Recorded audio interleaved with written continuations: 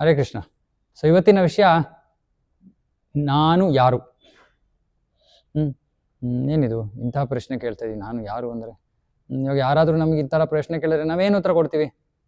ನಾವು ನನ್ನ ಹೆಸರನ್ನು ಹೇಳ್ತೀವಿ, ಊರು, ನಮ್ಮ ತಂದೆ ತಾಯಂದರ ಹೆಸರು, ನಮ್ಮ ವೃತ್ತಿ, ನಾನು ಏನು ಓದ್ತಾ ಇದ್ದೀನಿ, ಇತ್ಯಾದಿ ಇತ್ಯಾದಿ ಅಲ್ವಾ.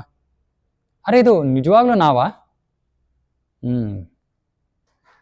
ಯೋಚನೆ ಮಾಡೋಣ ಇದ್ರ ಬಗ್ಗೆ. ಇವಾಗ ನಾನು ಕನ್ನಡಿ ಮುಂದೆ ಹೋಗಿ ನಿಂತ್ಕೋತೀನಿ. ಇವಾಗ ನನಗೇನು ಕಾಣ್ತಾ ಇದೆ ಕನ್ನಡಿಯಲ್ಲಿ?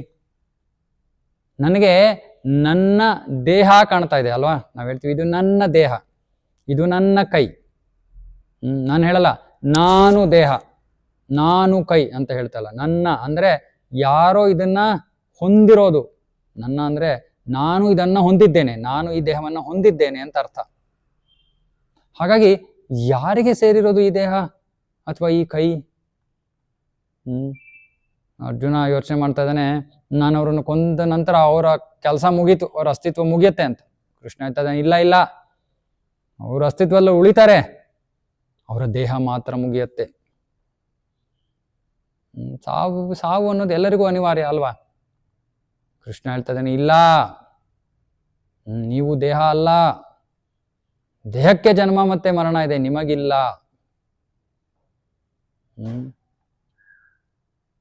ಈ ದೇಹದ ಅಸ್ತಿತ್ವ ಮುಗಿದ ನಂತರವೂ ಕೂಡ ನಮ್ಮ ಅಸ್ತಿತ್ವ ಮುಂದುವರಿಯುತ್ತೆ. ಕೃಷ್ಣ ಅದಕ್ಕೆ ಭಗವದ್ಗೀತೆಯಲ್ಲಿ ಒಂದು ಶ್ಲೋಕ ಹೇಳ್ತಾನೆ, ನತ್ವೇವಾಹಂ ಜಾತು ನಾಸಂ ನತ್ವಂ ನೇಮೇ ಜನಾಧಿಪಾಃ ನ ಚೈವ ನ ಭವಿಷ್ಯಾಮಃ ಸರ್ವೇ ವಯಮತಃ ಪರಂ. ಕೃಷ್ಣ ಹೇಳ್ತಾನೆ, ನಾನು, ನೀನು ಅರ್ಜುನ, ಮತ್ತೆ ಇಲ್ಲಿ ನೆರೆದಿರುವಂಥ ಎಲ್ಲ ರಾಜರು, ಅವರು ಪೂರ್ವದಲ್ಲೂ ಹಿಂದೇನೂ ಕೂಡ ಅವರು ಅಸ್ತಿತ್ವದಲ್ಲಿದ್ದರು, ಇವತ್ತು ಅಸ್ತಿತ್ವದಲ್ಲಿದ್ದಾರೆ, ಭವಿಷ್ಯದಲ್ಲೂ ಅವರು ಅಸ್ತಿತ್ವದಲ್ಲಿರೋದು, ಅವರ ಅಸ್ತಿತ್ವ ಮುಂದುವರಿಯುತ್ತೆ. ಅಂದರೆ ನಾವು ಯಾವತ್ತು ಅಸ್ತಿತ್ವದಲ್ಲಿ ಇಲ್ಲದೆ ಇರೋ ಸಮಯ ಇಲ್ಲ, ಬರೋದು ಇಲ್ಲ. ನಾವು ಹಿಂದೇನೂ ಇದ್ದು ಇವತ್ತು ಇದ್ದೀವಿ, ನಾಳೆನೂ ಇರ್ತೀವಿ. ನಾವು ಶಾಶ್ವತರು.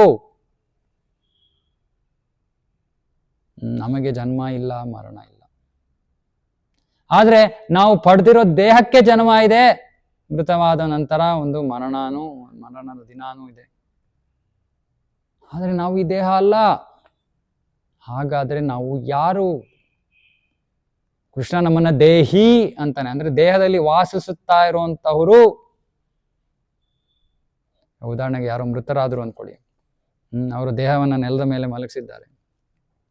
ನೀವು ಭಾರತದ ಯಾವ ಭಾಷೆಯನ್ನಾದ್ರೂ ತೆಗೆದುಕೊಳ್ಳಿ, ಅವ್ರ ಕೇಳಿದ್ರೆ ನೀವು ಹೇಳ್ತಾರೆ, ಅಯ್ಯೋ ಅವರು ಹೊರಟೋದ್ರು. ಯಾರಪ್ಪ ಹೋದ್ರು?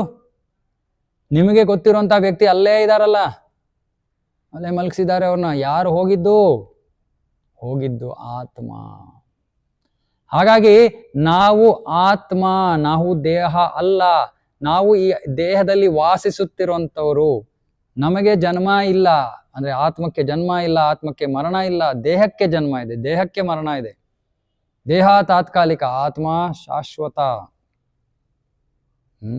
ಸೊ ನಮಗೆ ಜನ್ಮವೂ ಇಲ್ಲ, ಮರಣವೂ ಇಲ್ಲ. ಜನ ನಾವು ಸಾಯ್ತೀವಿ ಅಂತ ಎಷ್ಟೊಂದು ಆತಂಕದಲ್ಲಿರ್ತಾರೆ ನೋಡಿ.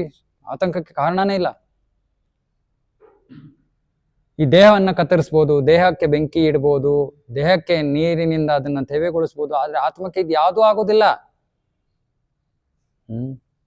ಯಾಕಂದ್ರೆ ಆತ್ಮ ಭೌತಿಕವಾದ ವಸ್ತು ಅಲ್ಲ, ಆತ್ಮ ಆಧ್ಯಾತ್ಮಿಕ ವಸ್ತು. ಕೃಷ್ಣಾರ್ಜುನಿಗೆ ಅದಕ್ಕೆ ಹೇಳ್ತಾನೆ, ನೀನು ಏನ್ ಅನ್ಕೊಂಡಿದ್ಯಾ? ನೀನು ಬಾಣ ಪ್ರಯೋಗಿಸ್ತೀಯಾ, ನಿನ್ನ ಗುರುಗಳು ಸಂಬಂಧಿಕರ ಮೇಲೆ, ಅವ್ರು ಸತ್ತೋಗ್ಬಿಡ್ತಾರೆ. ಆದ್ರೆ ನೀನು ಪ್ರಯೋಗಿಸ ಬಾಣ ಆತ್ಮವನ್ನು ಮುಟ್ಟೋದು ಇಲ್ಲ, ಅದು ಕೇವಲ ದೇಹವನ್ನು ಮುಟ್ಟುತ್ತೆ. ಹಾಗಾಗಿ ದೇಹ ಸಾಯುತ್ತೆ, ದೇಹ ಕೊನೆಗೊಳ್ಳುತ್ತೆ, ಆದ್ರೆ ಆತ್ಮ ಅಲ್ಲ. ಮತ್ತೆ ಆತ್ಮದ ಜೊತೆಗೆ ದೇಹದಲ್ಲಿ ಪರಮ ಆತ್ಮನೂ ಇದ್ದಾನೆ. ಈ ಆತ್ಮ ಒಂದೊಂದು ಶರೀರದಲ್ಲಿ, ಇವಾಗ ನನ್ನ ಆತ್ಮ ಈ ಶರೀರದಲ್ಲಿದೆ, ಇನ್ನೊಬ್ಬರ ಆತ್ಮ ಇನ್ನೊಂದು ಶರೀರದಲ್ಲಿದ್ದಾರೆ. ಎಲ್ಲರ ದೇಹಗಳಲ್ಲಿ ಒಬ್ಬ ಪರಮಾತ್ಮ ಇದ್ದಾನೆ. ಒಂದು ಉಪನಿಷತ್ತುಗಳಲ್ಲಿ ಒಂದು ಶ್ಲೋಕ ಇದೆ, ನಿತ್ಯೋ ನಿತ್ಯಾನಾಂ ಚೇತನಾನಾಂ ಏಕೋ ಬಹುನಾಂ ಯೋ ವಿದದಾತಿ ಕಾಮಾನ್. ಹೇಳ್ತಾ ಇದೆ, ಎಲ್ಲಾ ಶಾಶ್ವತ ಆತ್ಮಗಳ ಜೊತೆ ಶರೀರದಲ್ಲಿ ಒಂದು ಪರಮಾತ್ಮ ಇದ್ದಾನೆ. ಅವನು ಶಾಶ್ವತ, ಅವನು ಎಲ್ಲರನ್ನ ಪೋಷಿಸ್ತಾ ಇದ್ದಾನೆ, ನಿರ್ವಹಿಸ್ತಾ ಇದ್ದಾನೆ.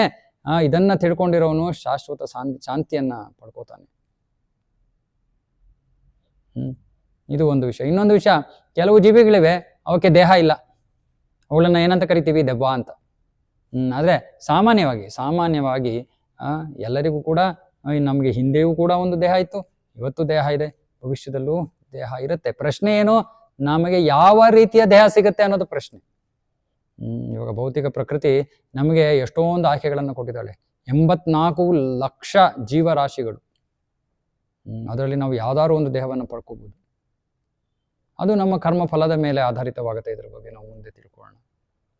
ಇದು ಭೌತಿಕ ಶರೀರ. ಅಲ್ಲದೆ ನಾವು ಆಧ್ಯಾತ್ಮಿಕ ಶರೀರವನ್ನು ಕೂಡ ಪಡ್ಕೋಬಹುದು. ಆಯ್ಕೆ ನಮ್ಮದು.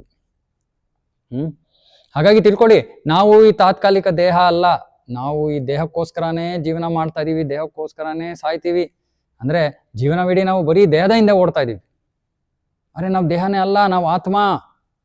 ದೇಹಕ್ಕೆ ನಾವು ಆಹಾರವನ್ನು ನೀಡ್ತಾ ಇದೀವಿ, ಆದರೆ ಆತ್ಮಕ್ಕೆ ಆಹಾರವನ್ನು ನೀಡೋದ್ರ ಬಗ್ಗೆ ನಾವು ಯೋಚನೆ ಮಾಡಬೇಕು. ಆತ್ಮಕ್ಕೆ ಆಹಾರವನ್ನು ನೀಡೋದ್ರ ಮೂಲಕನೇ ನಾವು ನಿಜವಾದ ಸಂತೋಷವನ್ನ ಅನುಭವಿಸೋದು. ಓಕೆ, ಇದ್ರ ಜೊತೆ ಈ ಒಂದು ವಿಷಯವನ್ನ ಇಲ್ಲೇ ನಾವು ಮುಕ್ತಾಯ ಮಾಡೋಣ. ಹರೇ ಕೃಷ್ಣ.